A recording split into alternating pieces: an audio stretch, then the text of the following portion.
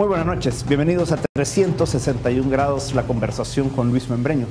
Este día vamos a estar conversando sobre esta conflictividad social y política que hay en el país y cómo todo esto tiene implicaciones bastante serias para la productividad, para toda la actividad del país, y si al final de cuentas queremos salir adelante, pues tenemos que buscar formas de identificar de dónde venimos, por qué estamos a donde estamos y qué podemos hacer para ir resolviendo estos problemas. Y qué mejor que tener a tres personas de diferentes disciplinas para esto, para poder conversarlo desde tres ángulos diferentes.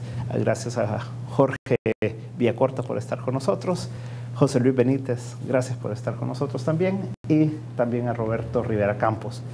Vamos a ir directamente, Jorge, a qué está pasando en el país. O sea, arrancamos el año con un conflicto del transporte público. A los días, esta semana pasada, vemos todo el tema de los excombatientes de la Fuerza Armada. Vemos otros conflictos incipientes también en otros sectores. No sabemos si salud, si educación, si los policías, si el ejército, porque no les han pagado a diferentes instituciones. Vemos un Tribunal Supremo Electoral también que dice: me deben dinero, no puedo hacer las elecciones. Sabemos que el PATI no le dieron dinero a final de año. O sea, vemos una serie de conflictos. ¿A dónde viene la raíz? ¿Es esto una raíz política? ¿Es una raíz cultural que ya traemos en El Salvador, económica?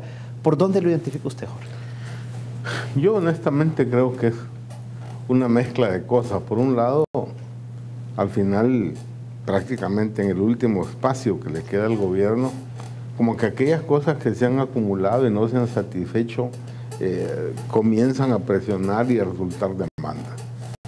Creo que la situación del gobierno, de esta administración, de estar tan limitada en el tema fiscal, en el tema de recursos, también presiona.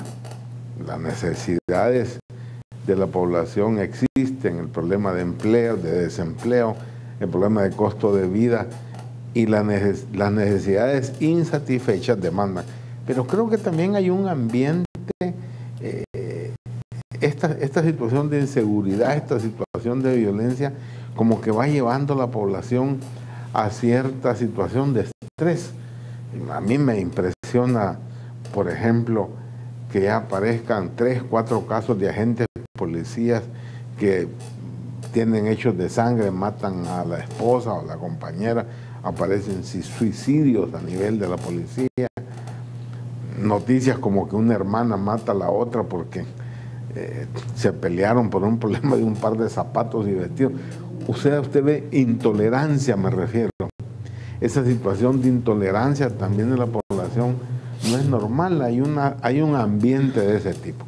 Ahora, desde el punto de vista político, no hay ninguna duda que cuando se va a entrar en un periodo tan largo de campaña electoral, porque las elecciones son en febrero, a inicios de febrero del próximo año, pero desde ya es evidente que desde hace varios meses se arrancó la campaña y esto se va a agudizar. Vamos a estar en un año electoral donde todos los partidos, sin excepción, buscan dos cosas: generar posibles adeptos, o sea, avanzar, no solo consolidar su base social, sino que avanzar en jalar votos, como decimos. Ese va a ser uno de los temas centrales. Y obviamente que sus dirigentes o sus figuras buscarán espacios. El problema es que eso en nuestro país suele caracterizarse por generar actos, presionar al gobierno de turno. La oposición al actual gobierno necesita o cree necesitar que la actual administración salga mal, que aparezca mal ubicada, porque aunque no hay continuidad partidaria, ¿verdad? Porque el presidente Funes no es miembro del FMLN, sí, pero seguramente a Arena le interesa que se vea mal, y eso contribuye también a un ambiente de tensión y de generación de problemas. Claro, tiene a su base problemas de carácter administrativo del Estado, de ineficiencia o de un planteamiento que después de tanto tiempo la gente demanda, porque compara lo que se le prometió en la campaña con lo que realmente se ha realizado, y eso no hay ninguna duda que hay ahí un saldo rojo importante que tiene que ver con la parte administrativa. Pero tiene a su fondo también la falta de un desarrollo económico, de una reactivación de la economía. No hay ninguna duda que el tema de desempleo, el tema de la falta, insisto, de crecimiento de la economía y una situación conflictiva entre el Ejecutivo y los sectores empresariales que también genera un ambiente de inseguridad a la gente.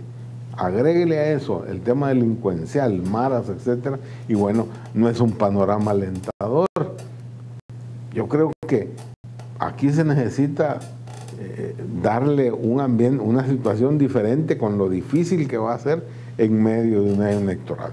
Creo que después podemos decir qué cosas se pudieran hacer, pero la explicación la encuentro en varios factores de lo que nos sentimos ahora.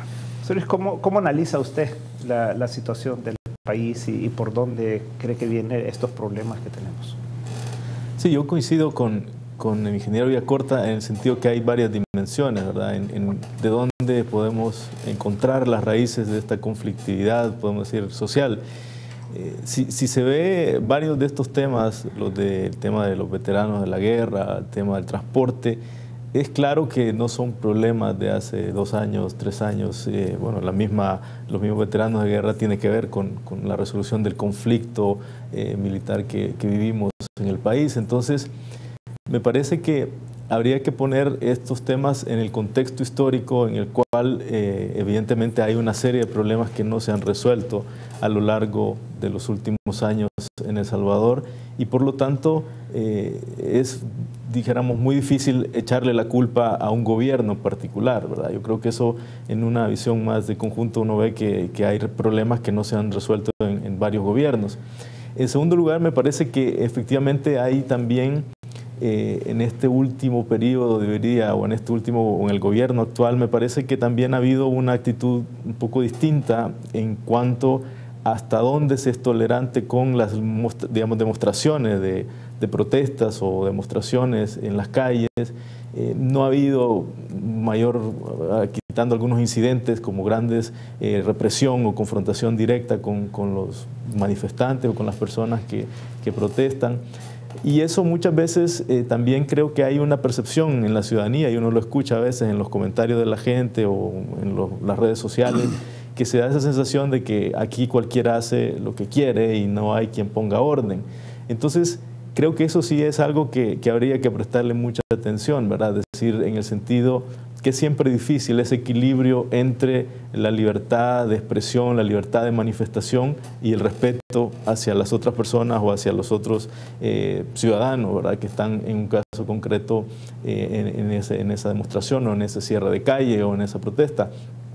Entonces yo creo que ahí hemos avanzado, yo diría, en cuanto a libertad de expresión y de manifestación, pero también hay una percepción de que muchas veces se va al libertinaje y que no hay, bueno, ha habido casos concretos donde se dice, bueno, aquí hay una situación que un policía debe haber intervenido, estaba ahí, pero no hace nada, ¿verdad?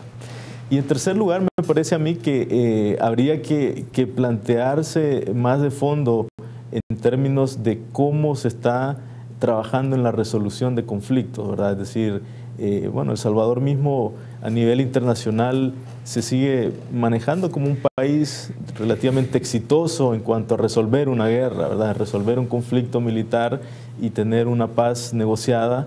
Y luego tenemos este tipo más de conflictos concretos en los cuales pareciera que nos hace falta todavía bastante de aprender de cómo resolver conflictos, ¿verdad? Yo creo que por ahí podemos luego ahondar, pero me parece que habría que ver cuál es el papel del Estado, cuál es el papel de la sociedad civil, cuál es el papel de los medios de comunicación también en cómo favorecer procesos de resolución de conflictos y no agudizar conflictos o no incrementar la conflictividad que ya se tiene, sino más bien buscar otro tipo de salidas que son posibles en una medida que haya negociación, que haya diálogo y que haya información también, porque eso también es algo que lo hemos aprendido en los últimos años con la aprobación de la Ley de Acceso a Información, ¿verdad? Es importante la información para poder tener una valoración más correcta y más apropiada de lo que está sucediendo. Roberto, todo esto tiene impactos económicos, o sea, el cerrar una calle, el que la gente no puede llegar a trabajar o el que no se haga bien la construcción de una calle y se bloquee permanentemente el acceso de la gente a sus trabajos, etcétera. Pero, ¿cuál es tu valoración de esta situación del país?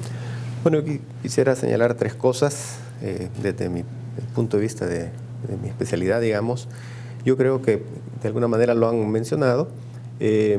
Hay un problema, digamos, de condiciones económicas bastante deterioradas a lo largo de un periodo largo de tiempo. Si nosotros tenemos una perspectiva amplia, digamos, y nos remontamos a la década pasada, realmente desde 1996, que crecimos todavía bien en El Salvador, del 96 para acá, ya 97 para acá, las tasas de progreso económico han sido bastante frágiles. Entonces, creo que todo eso ha venido acumulando una situación económica bastante, digamos, endeble para una sociedad que sigue creciendo. Entonces, tenemos que partir de que es un periodo largo de poco progreso económico. Entonces, eso crea condiciones económicas bastante débiles. Y eso golpea el desempleo principalmente. Entonces, tanto el desempleo como los niveles de ingresos bajos tienden a generar, por un lado, problemas sociales. El otro aspecto es que también durante todo ese periodo también se ha venido acumulando una debilidad financiera del Estado. Y por lo tanto, en esa debilidad financiera es bastante difícil realizar compensaciones económicas para las deficiencias sociales, por ejemplo, insuficiencia para invertir en educación, en salud, en generar empleos, etcétera, ¿no? Entonces hay un proceso de una incapacidad, digamos, financiera del Estado para resolver estos problemas, que obviamente en el último periodo, con la crisis internacional y otros factores que han intervenido, se ha agudizado más.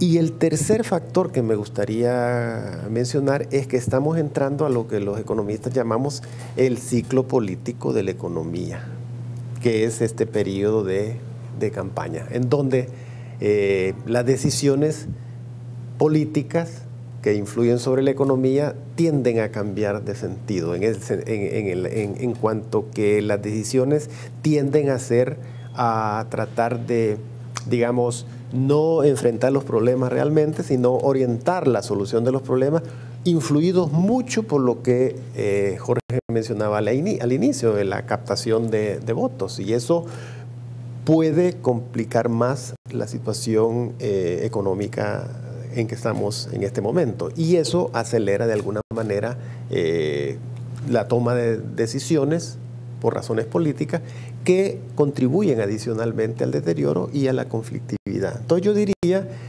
que esta conflictividad está desde el punto de vista de lo económico, más allá, digamos, de los otros aspectos que se han mencionado, está en un deterioro económico de mediano plazo, largo plazo, una debilidad financiera del Estado, y que esto nos presenta un riesgo, digamos, en lo que viene del 2013, en cuanto que hemos entrado a eso que le llamamos el ciclo político de la economía.